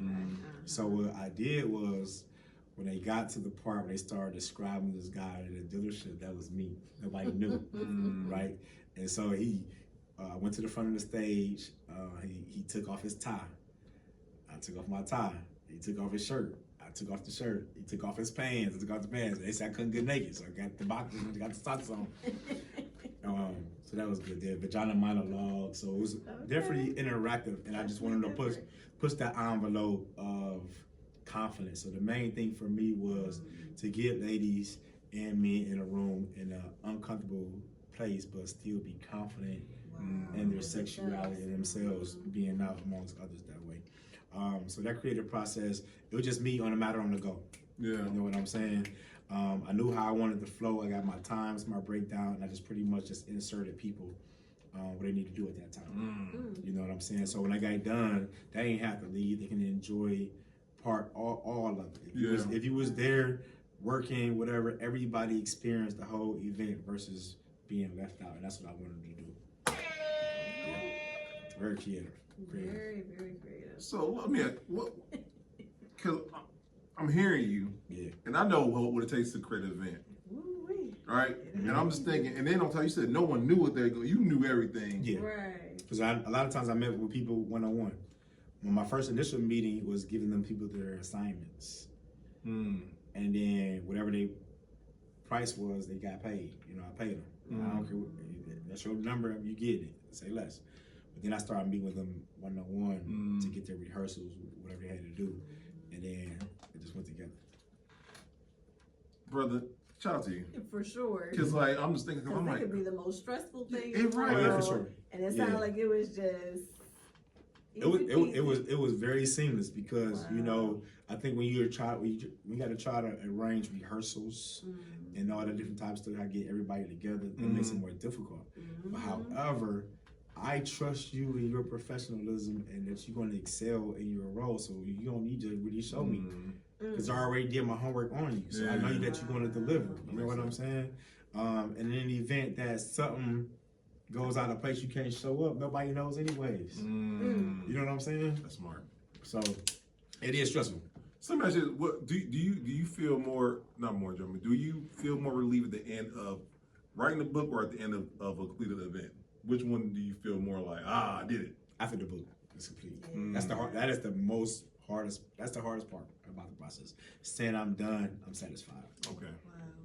I'm like, these events are very elaborate. Yeah, for sure. Yeah. For sure, And so we got your team together, and people they value you as a professional, they value as a leader, and you got their trust, they got yours. You know, that's good. That's what it is at the end of the day. And like even for me, like I like people who are passionate about their craft versus people who give me the money, right? Because we deal with a lot of people who was money. And I always ask them, what's your biggest motivation? They say money. I say, well, if money is your motivation, then what is your reward? You know what I'm saying? So that means every day that you outside like this, money, so you can't see nothing that's around you. So you know what I'm saying? You have no your motivation. So I like those people who are motivated by the work that they do, the service that they do, and that's what I look for. You know what I'm saying? People who are confident in doing those things. You know, I lead by example, by humility and comfort. You know. Come on now. So okay, brother, we talk about the. We ain't talking about no finances on this thing yet. No, listen, because I promise you, I don't think they're ready for that, man. Because I think more people are focused on the creative piece or whatnot, and the creative process, and then the business of it all. I think that's where a lot of people don't. Yeah, that's where the struggle is. So, money. You got to talk about the dollars or the investments, the initial investments when it comes to your business. You know what I'm saying? So I get a lot of writers who comes on and they be alarmed at the publishing prices or whatever. And I say, you know, my company is not an act of greed. You know what I'm saying? We actually serve as a savings account for you if you need to. But I tell people this. I said, I don't smoke cigarettes, and I don't buy weed, and I definitely don't be in a damn liquor store. So which means if this particular person smokes a pack of cigarettes a day. I say a pack of cigarettes costs $10 a day. $10. They smoke a pack of cigarettes every day for 30 days. That's $300. You know what I'm saying? So if I know I don't do that, I know I can put $300 to the side towards my publishing goal every month until I'm able to reach it. You know what I'm saying? That's just having that financial discipline. Put money to the side, investing. You know what I'm saying? If you know that your marketing costs this, you don't have to get it right now. Maybe I have to push my project back a little bit later until I'm able to get it, you know? But when it comes to assets and liabilities, are the things that you are doing outside of this adding value to you or putting money in your pocket, or is it not? You know what I'm saying? What are some averages? Like, I know it's no one size fit all, but what if I'm just starting out with my book and I want to get it out there to the people? What do you feel like our fair averages? Figures they need to have aside. They want to get their book out. What kind of book? Because they're different. Non-fiction and fiction is totally different. Two different budgets. A children's book is way more expensive than a novel. Wait, time. Because of the illustration? Absolutely. Okay. Yep. Okay. Hit it right on the head. It can just be a few little lines in there, but we talking about the time that it takes for the graphic designer, the illustrator, to construct those scenes on that book. So each thing requires a different level. And mainly is based off how many words in your book. And it also depends on what type of cover you want to have and how much editing your book needs. ChatGPT gonna be my editor. You should be good to go if you trust that. But me, I'm not putting my So you're not worried about it. I'm not putting my intellectual property on ChatGPT. That's just me. You know what I'm saying? I'm not. Now, can you explain to people why that is? Because a lot of people don't. They'll just be. There's a lot of AI companies that's under big lawsuits right now for stealing people's intellectual property. You know what I'm saying? That's why I always tell people protect it at all costs. Why? Well, if you're gonna use ChatGPT to edit your book, there's no need for you to put a copyright thing on your book. There's no need. You know what I'm saying? So we're here to protect your work so you can get your money from it. So there's a lot of big companies in there that use it. Now, if you want to use ChatGPT to help formulate your emails and stuff like that, your day-to-day text messages, that's different. Right. When it comes to your business and your brand, you don't want nobody coming for you. Because what's going to happen is, now, I say you got your finished manuscript, it's been edited through them. Your book ain't published yet. But you go ahead and publish your book, and now somebody come from you and say, hey, that's my shit. He's like, no, that's mine. That was mine. How could you even... Look, I got proof, like, here it is, because they put it from ChatGPT before you. You know what I'm saying? So let there be a note to y'all. For real. Don't use on your stuff, you know? You can use the shortcut, a lot of different things, but on your intellectual property, that's the most important thing, you know? What else you got? So, just real quick, because my hope is that someone who's just starting out is going to watch this. So, this is my very first book, I have the concept, I have the construct, I have the concept, I have the illustration, I have the cover, but unfortunately, my funds aren't where they need to be right now. What advice you give to that author who's just starting out? Aside from setting money aside, because I know you gave that illustration of. Use fundraisers. Okay. Oh yeah. The thing is, like, Robert Kiyosaki told me you could buy a house with zero money down. You know what I'm saying? And that's basically how well you are at finding the deal. Right. Getting creative with it. Right. So let's say, for instance, you a drug dealer, right? And I got the brains. I ain't got no money. But however, I can say, look, I found this investment property. This is how much it costs. I just need you to invest into it, right?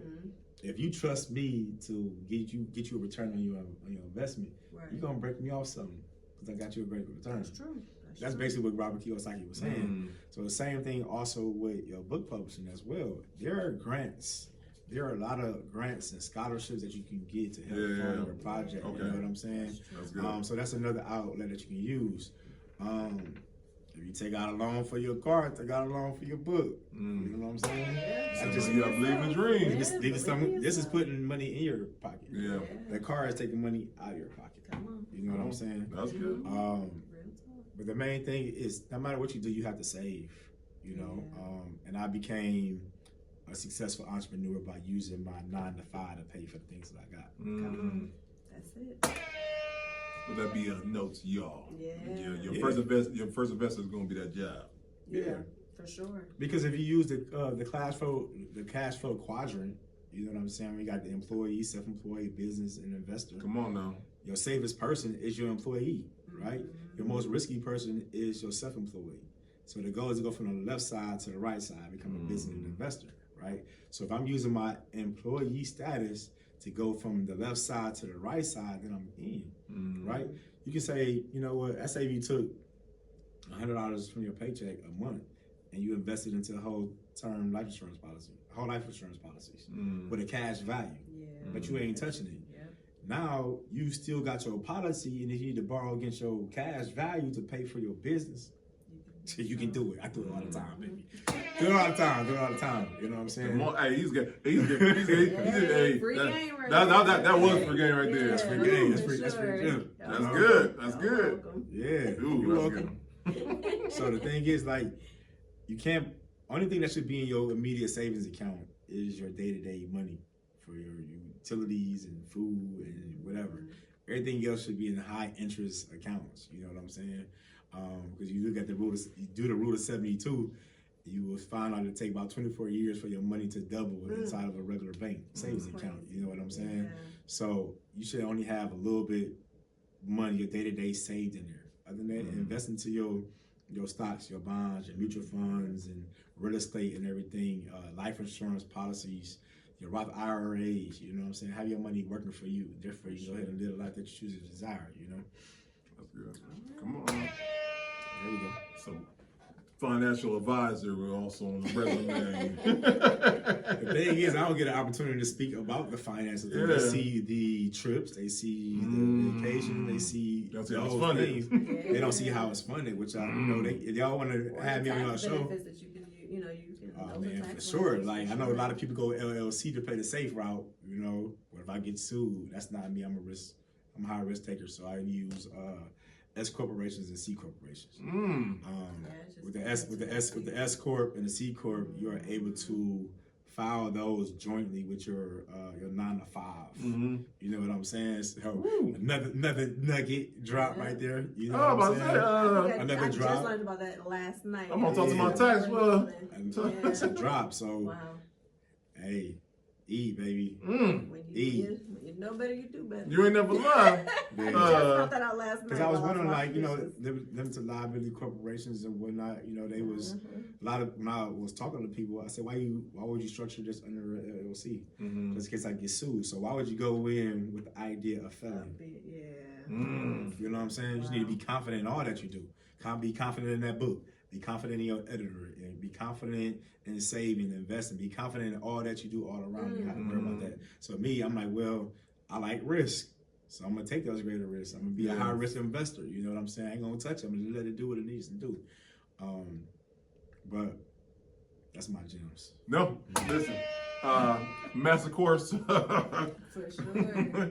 That's good, because I listen, and that wasn't just for Arthur, that was just for everyday entrepreneurs. And it's not a difficult thing. I think it becomes difficult when you start comparing your life with others. You know what I'm saying? So that's something that I've never done, comparing me with this particular type of person. My job is to add value to whoever I come in contact with continuously and unconditionally.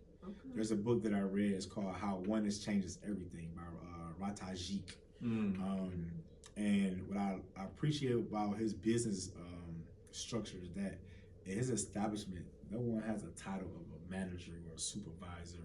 No one's allowed to have plaques and awards and certificates on their walls. 1 week you may be the head assistant, and next week this head assistant may be doing janitorial work. Like, he funneled everybody through those things, just adding value to everyone he comes in contact with. And I started adopting that. You know what I'm saying? So it's not a comparison and a contrast. It's more so, how can I help you where we are at this point? You know what I'm saying? To me, life became a lot easier that way, because now I suspended the idea of being selfish and became selfless. Even though we still gotta be selfish sometimes, you know, to make sure that we are taken care of. But you get the rewards by being selfless. Like, I don't do things because I know I'm gonna get this in return. I'm going to do it because I know it feels good. That's good. You know what I'm saying? So I got a question. Yes, sir. I know authors who just write and are avid readers, and I know writers who are avid readers and don't write that much. They just have one book. Do you feel like to be an author, you have to be an avid reader? You should. At least starting out. Because one of my homework assignments that I give my authors is go browse books in your genre that's like yours. A lot of times they don't. I say go to Barnes and Noble, go to the bookstore, go to the library, just flip through it, get that feeling of being an author, see how yours match up, check out the price points and whatnot. You know what I'm saying? But especially starting out, you need to read other material other than yours, because one day you may be next to someone who got the same kind of material you got. You know what I'm saying? So it's highly encouraged to read. I still read. You know, I don't read as much as I used to, but I still read, because especially on my downtime when I'm on trips and vacations on the airplanes, I definitely pick up a book and read it. You know, but my favorite books are those people who are not best-selling authors. You know? They are newbies who got great stories. Wait, that's different, man. That's different. Because a lot of times people ask me, I'll be speaking on some stuff, and they ask me if I read this particular book. I said I didn't read it. But however, my favorite books are local writers who got some powerful stories. You know, that's different. Especially that good old drama. That's good. Because I do the same thing with podcasts. Let me take it back. I do watch the Joe Buttons and the Ernie. Yeah, of course. But I like watching the one that maybe got 2 views or 3 views or something like that. Those that come through your feed. No, listen. YouTube will feed them to you. No, absolutely. And those be good. Yeah, They're good. And they just got them a new subscriber. Yeah, no, absolutely. So that's a good. I stumbled across your podcast. You talking about relationships and stuff. Yes, yep, that's my realm. That's a nice forum right there. Yeah, y'all might be seeing me on that black couch. Come on now. You might see me on that black couch. Come on now. For sure. We're gonna have to talk about it. Because I'm gonna give them what they don't like. Oh boy. What they don't like, but it's necessary though. It is necessary for sure. Okay, coming soon. Hey, for sure. Because I just had my most recent guest. Like he definitely flipped it on me for sure. But I appreciate that and I need that. You know what I mean? Yeah. What's the name of your podcast? Beauty Talk. Set a cozy mood. Shea butter and warm sugar is where it's at. Or maybe you're more in a champagne spritz and roses type mood. Whatever the mood, set it with one of these Febreze Air Mist fragrances today. Come on now. Love that, for sure. Yeah, Okay, we brother. gonna set that up. Yeah, that's the future. Speaking of future, can we talk the past or the present? What was the future? 'Cause I know you're talking about your next book coming up, but what else can we expect from Mr. Davis? I don't even plan for the future. It's wide open. Okay. And the reason is I don't hold on to the past. It's already gone. Okay. I live in the present to make the most out of it. Just leave the future open for possibilities. You never know what way it's going to go. You know. Okay. And for me, it's better that way because I like to have a clear mind. You know what I'm saying? I like to wake up every day with a clear start, fresh start. You know, but. Outside of the books and projects, who knows, man? It's open for whatever. Like I said, I can't even keep up with myself at times because I'm here, there, everywhere, you know, doing a lot of different things. But right now, I am finishing up another degree, so I should be done. Come on now. So, whenever I'm not active, that means I'm doing something great, all right? Even greater. But like I say, I don't even plan ahead in the future. For those of you watching, y'all, I've done everything that I ever wanted.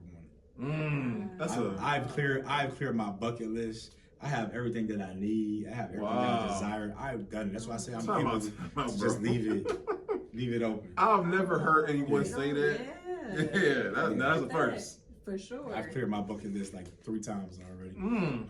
I have everything that I need. You know, with your mind, body, and spirit. Everything else is extra. You know what I'm saying? Come on now. So appreciate it. Taking that journey and everything that I went through, you know what I'm saying, and learning from the lessons, learning from other people, mentors and stuff along the way. I'm complete. I can say that. I can say I'm in the best shape and health of my life. You know what I'm saying? I don't need nothing. That's a flex right there. You know what I'm saying? I don't need nothing. Because I be telling people, I said there are so many people who are in an intensive care unit, who are confined to a hospital, who have all the luxuries. They would give you everything if they can have their health back. Yeah, you know what I'm saying? So for me, I'm not a flashy person. Because I tell people all the time too that rich is loud, poor is flashy, and wealthy is quiet. I'm gonna say it again: rich is loud, poor is flashy, and wealthy is quiet. You know, Dr. Fraser's instilled that to me. So, and if you think about it, like living in impoverished communities, you want the flashy things because you see people on television with it, and so you would do anything just to get that flashiness. Yeah. So I'm talking about spending your whole check on the belt. You know what I'm saying? Just Spending your whole check on some words. shoes. Max You know what out I'm credit saying? cards so they can But then, have never been nowhere. I remember I did a video many years back. I had bought a flight to Miami for like $100, and then the hotel was $100. And then I did like a little video, a motivational video. And there's some guys on there who commented, "Man, I wish I was living like you." I said, "You could." I said, "The difference between you and me is you wear your money and I don't." You know what I'm saying? I said, "You thought this was a fortune for me to live like this." I said, "No, you just being tricked that you had to spend your money on clothes." I said, "You listen to these rappers and these influencers, they getting paid to put that in their music for you to buy and to be a consumer." You know what I'm saying? And then you got your rich people. Your rich people are the ones that's being loud about it. You know what I'm saying? They advertise and they branding it. But your wealthy people is the ones who create it. They know where to be found. You know what I'm saying? So, and then also it's a safety thing too, because being wealthy is a safety thing. Because I remember when I graduated college, I had this loud Tahoe, candy green, flip-flop paint, chrome wheels, the neon lights at the bottom of it. And I'm down here putting up the Longwood and stuff. I'm like, yo, what if somebody else drove it? That's hot. Somebody put up on you because you like it. You know, you driving to the store, but they thinking I'm in there. You know what I'm saying? So I got rid of it because it was a safety hazard. Wow. So I learned to be up under the radar, not over the radar. Come on you know now. what I'm saying? When I don't travel with jewelry and it's flashy. I ain't gotta be in the loudest car. I can't afford prop security at this moment. You know what I'm saying? So I'm gonna go ahead and be up under the radar. For sure. You know. I like that. Yeah. Incognito. Hey, nothing wrong with it. Yeah. Ain't nothing wrong with it. Okay, so real quick, so we're gonna get into some questions real quick. So Cleveland, and you've been international, brother. You've seen what other cities are like, other places are like. Yeah. Well, Cleveland being, unfortunately, the stigma of not being a clever place, how do you feel like we can change? How do you feel like we can change that stigma? I'm gonna say this. I don't know what lens people be looking through, but I think they're looking through the wrong lens because I see the beauty of Cleveland. Okay. Right? I see the value that we have. There's a reason why we have hotels. There's a reason why our downtown is thriving. This is the reason why our sports team are doing the things they're doing. People are in the spaces. If Cleveland was that desert that people in our city think it is, people want to be here. Right. You know what I'm saying? It's all about changing your frequency, right? And going to shake hands with the people that are doing the good thing. You know what I'm saying? So my vision, I don't see what people see. I see people doing amazing things every day because that's what I choose to subscribe to. Yeah. There's nothing negative on my social media. If you post anything negative on my social media, I'm blocking you and I'm unfollowing. I don't want to see it because it disrupts my peace. Yeah. Right? So I attract good people that are doing amazing things. Right? So when you are limited in your thinking, you are limited in your progression. Right? Wow. So I don't see that. Yeah. I think we are doing a great job as a community. You know what I'm saying? And the same thing when I talk about, when I get on her show, about relationships and these guys. Like, all guys aren't bums, right? Just the ones that you was affiliated with. You know what I'm saying? The ones that you tend to you know what I'm saying? attracting. I said good men, you ain't gonna find them at your neighborhood lounge and bar and stuff. You're gonna be somewhere doing some extravagant and productive, you know. Good. So the same thing for us is like, if you are surrounded by these people who vibrate on a low frequency, that's all you're gonna see. You know what I'm saying? So I think we are doing an amazing thing. I'm in downtown Cleveland, so I'm surrounded by all of it anyways. Even when I come out to the suburbs and other parts of the hood, whatever case may be, people are doing amazing things. You know what I'm saying? It's what you define your success to be. Your success and my success and her success is totally different. Me, waking up every day, healthy in mind, body, and spirit, I'm successful. You know what I'm saying? That's cool. Everything else is extra. Yeah. Wow. You know what I mean? That's good. That's good. Okay. In my head, everyone knows I'm crazy, but I believe everybody watches the Pull Up Experience. With that being said, you have done stuff with a lot of different, like Marriott, other entities. Who would you like to collaborate in the future? What entity, corporation that we can hope to see in the future? Because I would love to see a sex scene movie. Ooh. Tyler Perry, get on that. Shoot, I know that's right. Whoever produced 50 Shades It's of great. Grey, come Yeah. Nah, come on now. holler at me. There we go. I'm going to keep it local. I'm gonna say I want to continue my relationship with University Hospitals. Come on now. Every year they do this Future Shades in Medicine event that I've been fortunate enough to be a part of every year. They expose African American kids to the healthcare industry. You know, their first annual one, I got this one video that I did of my son delivering a fake baby. You know, and it went viral. Right, it went. And I ain't here for the viral thing, but that's how I opened the video, right? So D Hill, Hughley, everybody got a lot of shares on there, and so it went from that moment to them, their Center of Diversity, Equity, and Inclusion, to put me in their press and inviting me there, and I just like to see it, you know. So I want to continue that relationship with University Hospital, especially their new facility for men up there, and I think it's in Beechwood. Trying to get completely naked in there, encourage men to get there, take care of their health and all of that. You know what I'm saying? So, because that's where it starts at. So I would say further my relationship with UH hospitals and continue my good work for those people who want to be storytellers. You know, so helping them create their foundation in literature and entrepreneurship. So that's dope, bro. University Hospital, y'all know y'all watch. UH. Yeah, Give keep them a call. it going. Keep it going. Big and better every year. All right, well, listen, I mean, this has been an incredible, just hearing your journey. Appreciate you. Like you said, you gave us the ins and outs, the ups and the downs. Like, it wasn't all good and a bed full of roses. You told us where you had to learn from your mistakes, and I love that you did what was necessary to make and perfect for a better future. So that's awesome. So listen, obviously, no doubt, legacy grand, okay? So when we speak of legacy, Jameel, what would you like the legacy to be for you individual? And what would you like the legacy to be for you under everything business venture-wise? For me, I think my legacy is already created. Okay. And I'm gonna say that because I have a 13-year-old son, so the legacy is already here, right? So for him to never forget what his dad did, you know, so always know that he's been a pillar in his community, adding value to everyone, and hopefully he takes that and, you know, manifests his own version of greatness with it. That's dope. Now, for as an entity and business, just a person who never gave up, you know, a person who found joy in every step of the way, you know. That's it for me. Just adding value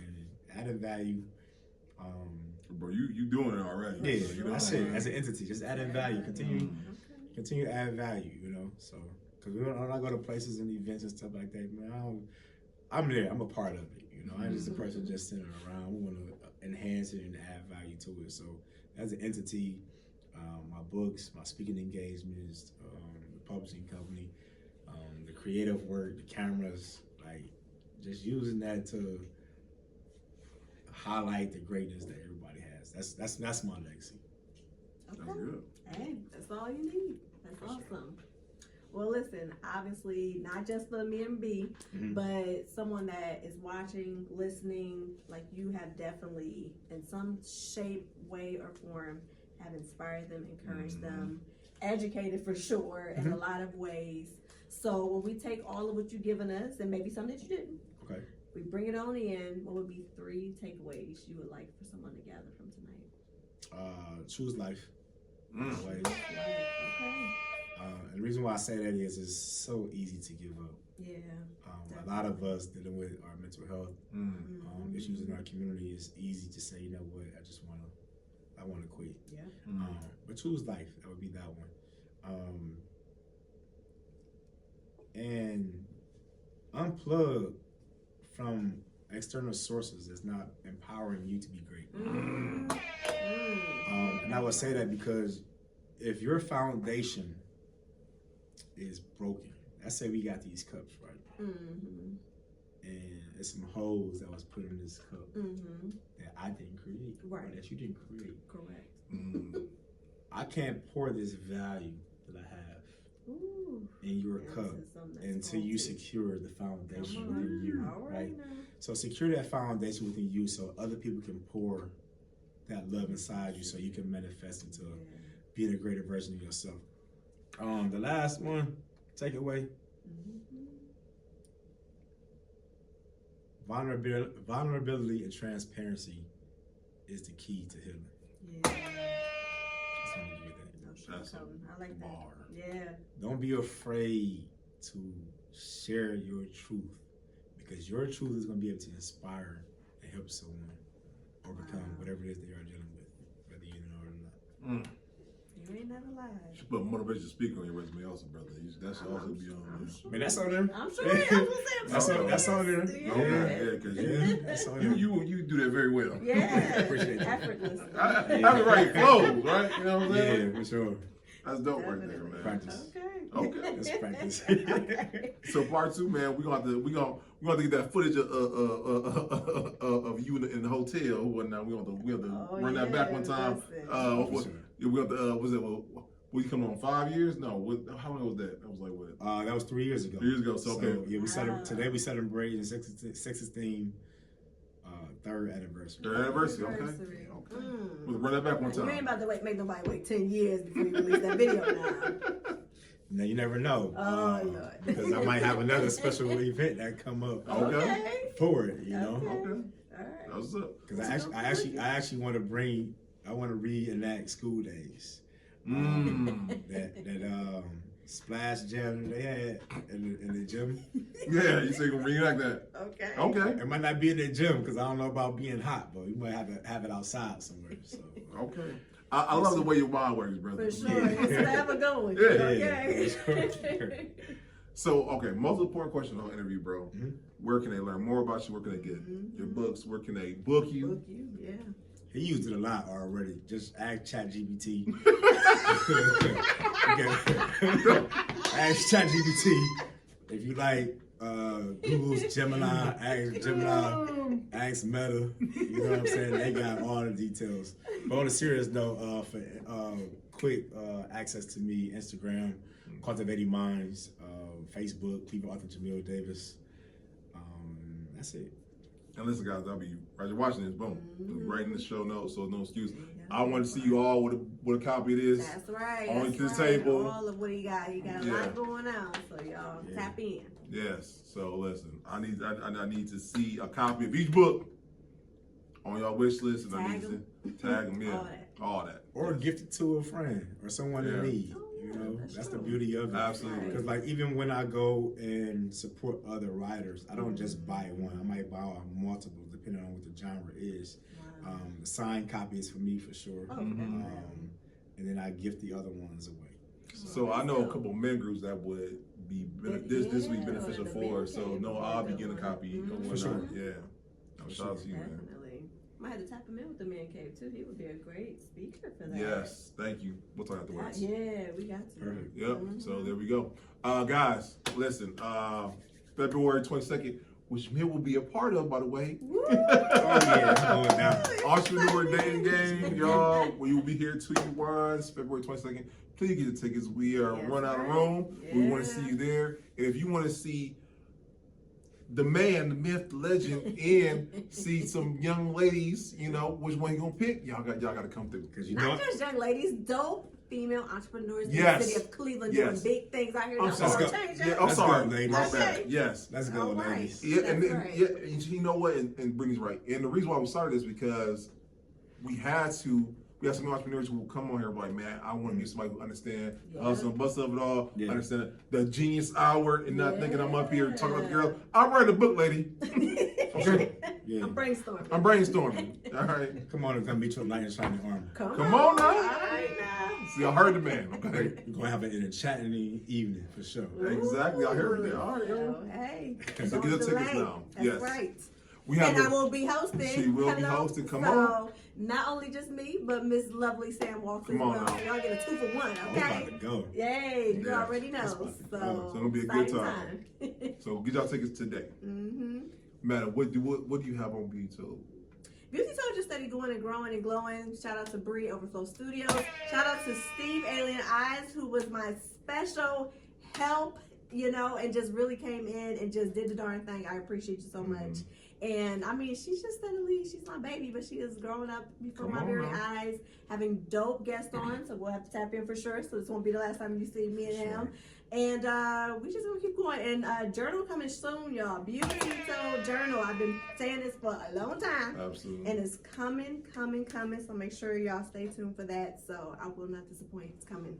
Been Absolutely. working and losing sleep over it. Okay? There All you right. go.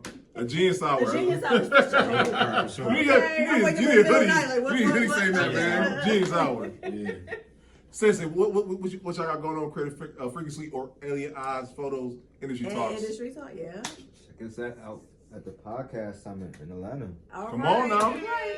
Big- I'll big be there moves too, For the yeah, first time. For sure. Come on now. Come What's on. the name of the guy? He was here last year, didn't he? David David Shan. Shan. He's coming back. Yeah, okay, He's coming sweet. back. Yep. I thought that was a powerful space or opportunity that you created for Yeah. everyone here in Cleveland.